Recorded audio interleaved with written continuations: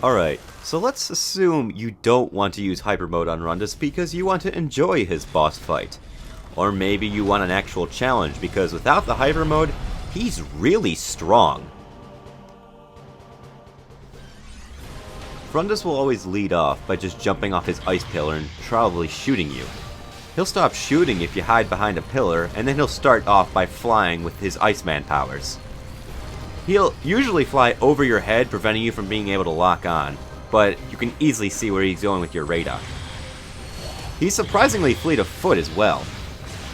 At most, he'll shoot 4 ice bursts, and they'll always be aimed at where you're going to be, so make sure you dodge accordingly. Usually back and forth will work. When he's on top of the ice pillars, he can also move from one pillar to the next, though it's very sluggish, so you can easily see where he's going. He can also launch 3 ice balls at you, but they can be easily shattered by your power beam. He also has a very short range icicle blade, but it's so easily dodged and very punishable. Assuming you get his health down really low, he'll enter hyper mode.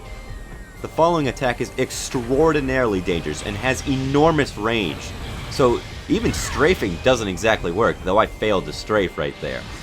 It does 75 units of damage on veteran mode, and only does more on hyper mode. When his health is low, he'll also shoot little ice balls at you.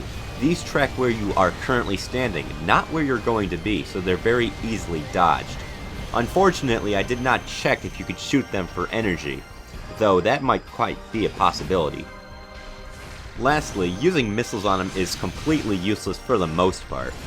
Unless you're lucky, he'll freeze your missiles solid, so you'll have to use the power beam. Rundas has some of the best music in Prime 3, and he's also a very fun fight, so sometimes I just feel bad about using hyper mode to cheese him. Either way, he's just a fun boss in general. Oh, and just a reminder, that hyper mode attack, it really doesn't mess around with the range. I thought I was gonna dodge that.